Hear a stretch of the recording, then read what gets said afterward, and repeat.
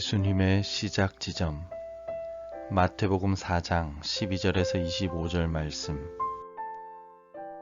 예수께서 요한이 잡혔음을 들으시고 갈릴리로 물러가셨다가 나사렛을 떠나 스불론과 납달리 지경 해변에 있는 가버나움에 가서 사시니 이는 선지자 이사야를 통하여 하신 말씀을 이루려 하심이라. 일러스되 스불론 땅과 납달리 땅과 요단강 저편 해변 길과 이방의 갈릴리여, 흑암에 앉은 백성이 큰 빛을 보았고 사망의 땅과 그늘에 앉은 자들에게 빛이 비추었도다 하였느니라. 이때부터 예수께서 비로소 전파하여 이르시되 회개하라, 천국이 가까이 왔느니라 하시더라. 갈릴리 해변에 다니시다가 두 형제 곧 베드로라 하는 시몬과 그의 형제 안드레가 바다에 금을 던지는 것을 보시니 그들은 어부라.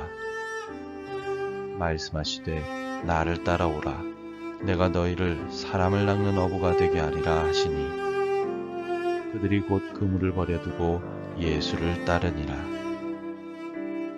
거기서 더 가시다가 다른 두 형제 곧 세베대의 아들 야고보와 그의 형제 요한이 그의 아버지 세베대와 함께 배에서 그물 깁는 것을 보시고 부르시니 그들이 곧 배와 아버지를 버려두고 예수를 따르니라. 예수께서 온 갈릴리에 두루 다니사 그들의 회당에서 가르치시며 천국 복음을 전파하시며 백성 중에 모든 병과 모든 약한 것을 고치시니 그의 소문이 온 수리아에 퍼진지라. 사람들이 모든 앓는 자 곧 각종 병에 걸려서 고통당하는 자, 귀신 들린 자, 간질하는 자, 중풍병자들을 데려오니 그들을 고치시더라. 갈릴리와 데가볼리와 예루살렘과 유대와 요단강 건너편에서 수많은 무리가 따르니라. 어떤 일이든 처음 시작할 때 우리에게는 두려움이 생깁니다.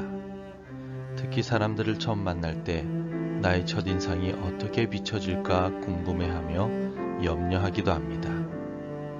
그래서 직장에 첫 출근해서 첫인상을 좋게 남기기 위하여 첫날부터 열심히 일하기도 하고 부지런히 직장 동료들을 찾아다니며 인사하기도 합니다.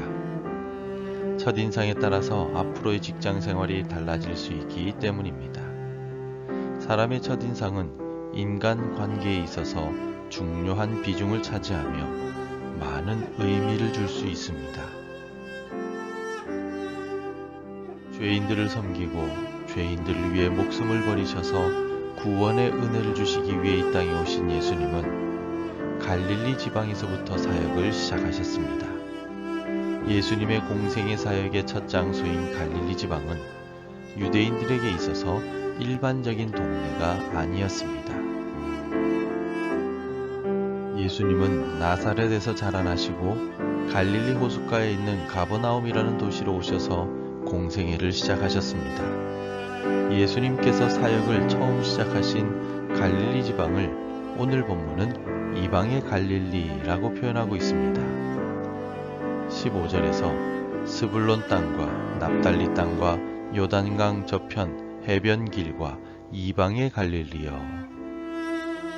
이방의 갈릴리라는 표현은 갈릴리 지방에 우상을 숭배하는 이방인들이 많이 살았기 때문에 붙여진 별명이었습니다. 왜냐하면 성경에 블레셋 사람의 길 혹은 해변길 그리고 바닷길이라고 불려지던 중요한 무역로가 갈릴리 지방을 지나고 있었기 때문입니다.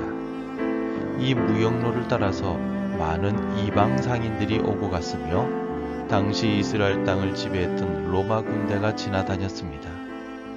그래서 예루살렘에 비하여 이방인들이 많이 살았고 이방인들과 유대인들 사이에 태어난 혼혈인들이 많이 살았습니다. 혈통적으로 순수하지 못한 이 지역을 예루살렘 사람들은 이방의 갈릴리라고 불렀고 오늘 본문에도 같은 표현이 쓰여지고 있습니다. 마치 하나님을 섬기면서 동시에 세상의 즐거움을 끊지 못하며 양다리를 걸치고 살아가는 오늘날 우리의 모습과도 같은 이방의 갈릴리 지역이 예수님의 천국 복음을 가장 먼저 들었던 지역이 되었습니다.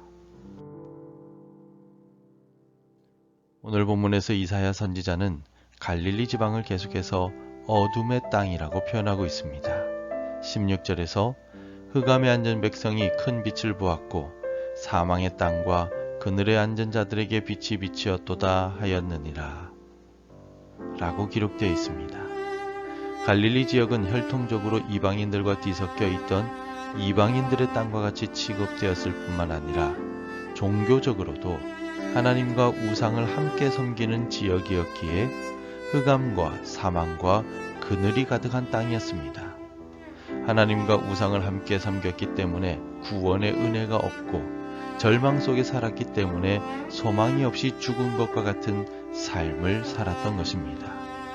자신의 힘으로는 결코 벗어날 수 없는 절망 속에 있는 갈릴리 지방의 사람들에게 예수님은 큰 빛이 되셨고 소망을 주는 천국 복음을 전해주셨습니다. 이어서 예수님은 갈릴리 지방에서 모든 병과 약한 것을 고치셨다라고 본문은 기록하고 있습니다. 23절에서 예수께서 온 갈릴리에 두루 다니사 그들의 회당에서 가르치시며 천국 복음을 전파하시며 백성 중에 모든 병과 모든 약한 것을 고치시니 라고 기록하고 있습니다. 예수님은 갈릴리 지방을 직접 걸어 다니시며 사람들을 만나셨습니다. 그들을 가르치셨고 천국 복음을 전파하셨을 뿐만 아니라 육신의 질병과 약한 것까지도 고쳐주셨습니다. 당시에 육신의 질병을 가진 사람들은 하나님의 저주를 받았다라고 생각했는데 예수님은 저주받은 이들을 회복시켜 주심으로써 하나님의 사랑받는 백성이 되게 하셨습니다. 갈릴리 지방의 사람들은 당시의 의사들에게 치료받을 수 없었던 육신의 질병까지 예수님을 통하여 고침받았으며 삶의 소망과 회복을 누릴 수 있게 되었습니다. 예수님께서 사역을 시작하신 갈릴리 지방의 사람들은 다른 누구보다도 천대받고 무시당하던 사람이었습니다. 이 지역의 사람들은 혈통적으로나 영적으로나 이방과 우상이 뒤섞여 있었으며 각종 질병으로 고통당하고 있었습니다. 예수님은 이스라엘 땅에서도 가장 멸시를 받고 낮은 곳이었던 갈릴리에서 천국 복음을 먼저 전해주셨습니다. 그들을 위로하시고 소망을 주시며 회복시켜 주셨습니다. 죄악 속에서 가장 낮고 천한 삶을 살아가던 나를 구원하시기 위하여 이 낮은 곳에 오신 예수님께 감사드리며 예수님을 더욱 사랑하는 오늘이 되시기를 바랍니다. 기도하겠습니다. 하나님의 독생자이신 예수님께서 나를 위해 이 낮은 곳에 오시고 구원의 은혜를 베풀어 주셔서 감사합니다. 나를 위해 낮은 곳에 오셔서 섬겨주시고 구원해 주신 주님의 그 은혜를 기억하며 나도 오늘 내 가족을 섬기고 이웃을 사랑할 수 있도록 도와주옵소서. 예수님의 이름으로 기도드립니다. 아멘. 계속해서 함께 기도해 주시기 바랍니다. 소외되고 어려운 상황에 있는 이들을 위해 기도하게 하소서. 하나님의 은혜와 복음을 전하는 우리 교회가 되게 하소서. 우리 가정 속에 이해와 하나됨이 넘치게 하옵소서.